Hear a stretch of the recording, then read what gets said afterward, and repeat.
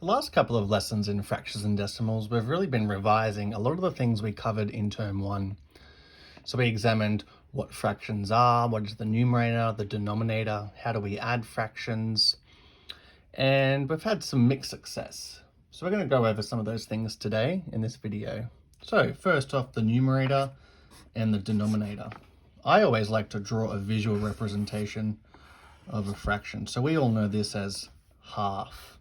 Okay, often we use food and things like that as examples. So here you can see I have roughly half of a circle. Okay, the top number is the numerator. But if we ask the question, what is a numerator? We can't say it's the top number. Okay, it's always easier to start with the denominator. So the denominator is the total amount that makes up the whole. So in this example, 2 pieces make up the whole. So the denominator is, if we had a whole, how many pieces would we have? In this case, 2. Over here we have the numerator. Now the numerator refers to how many pieces we actually have. So looking at this diagram here, I have 1 piece. So that's the numerator, what I actually have. The denominator is how much would make up one whole. So that is the difference between numerator and denominator. Something else we explored was adding fractions. So again, I will draw a visual representation. Here we have 2 over 5. I'm going to draw that. Obviously it's not a very accurate drawing, but that's not that important. So I have 2 pieces out of a possible 5. So 2 out of 5. And if I add that with, say, 1 over 5,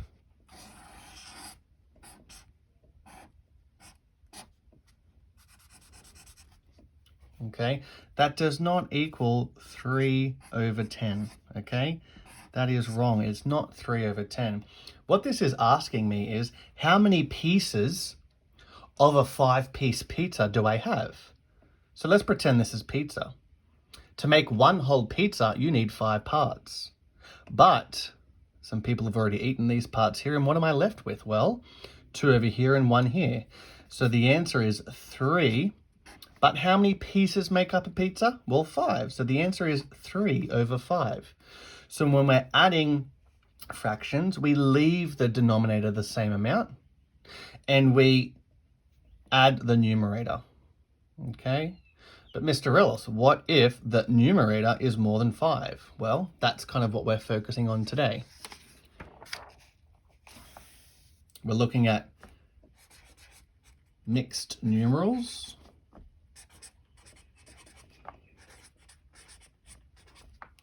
Okay, mixed numerals. And this is all still revision. We cover this stuff in term 1. So a mixed numeral is when I have more than one whole. So let's examine the question from yesterday's work. The question involved a cake shop. And the cake shop had a variety of different cake options. There were whole cakes. You could buy half a cake. You could buy a quarter cake, or you could just buy 1 piece. So these are the different options that you could purchase if you went to this cake shop.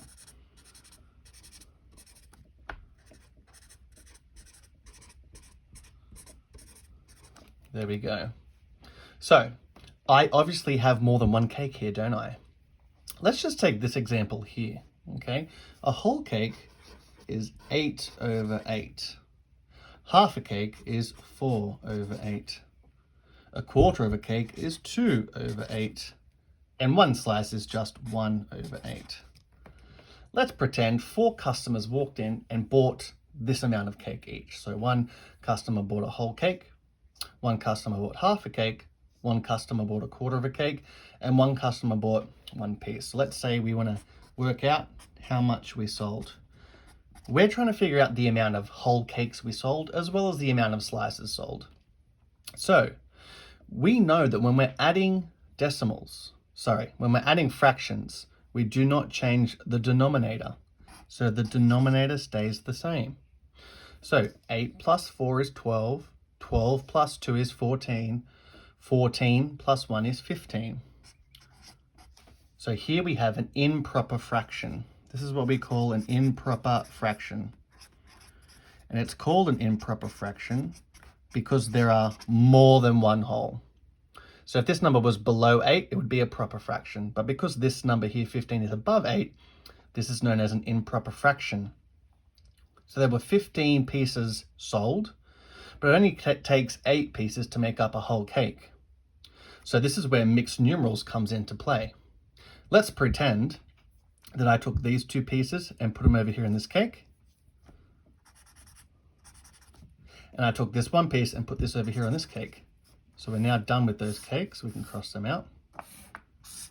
What do you see here? Well, I see 1 whole cake, so I can write the number 1 because I have 1 whole cake.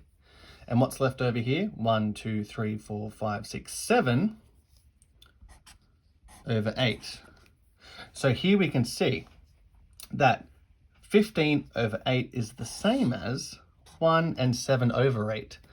So this is the improper fraction here.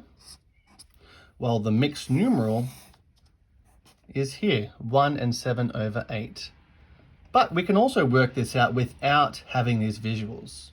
If you didn't have these visuals here, how could you get from an improper fraction to a mixed numeral? Well, if we have 15 over 8, what we do is we take the denominator and we divide into this number here. So I ask myself, how many times does 8 fit into 15? We're dividing. How many times does 8 go into 1?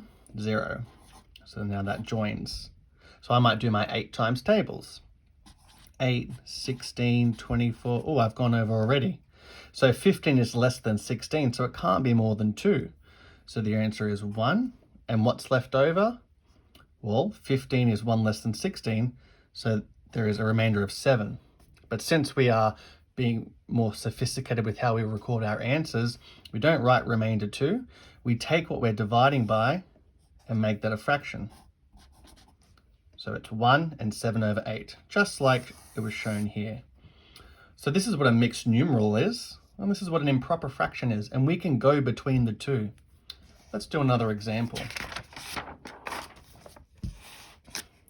Let's just rule this off real quick. So let's say I had the fraction 25 over 6. So each one of my cakes has 6 pieces, but in total I have 25 pieces. I want to know how many whole cakes I have. So I could draw this out, but it would take a while to draw 25 pieces. So I can just divide. I can ask myself, how many times does 6 fit into 25?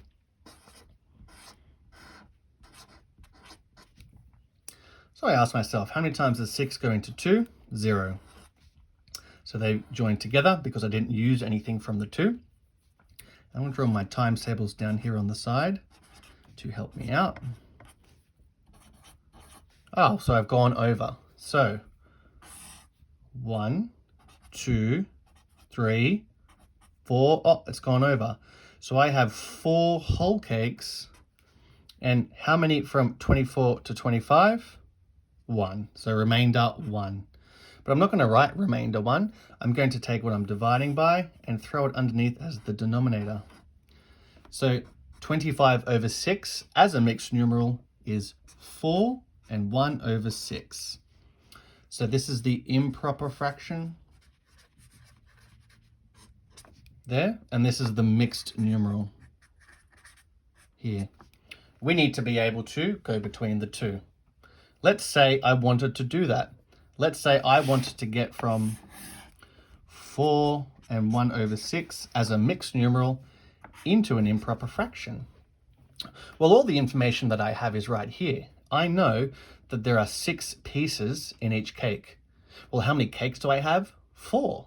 So if there's 6 pieces in each cake and I have 4 cakes, well, 4 times 6 equals 24. Plus the 1 that I had left over equals 25. So that's how we go between improper fractions and mixed numerals, and that's what you're going to be doing in today's lesson.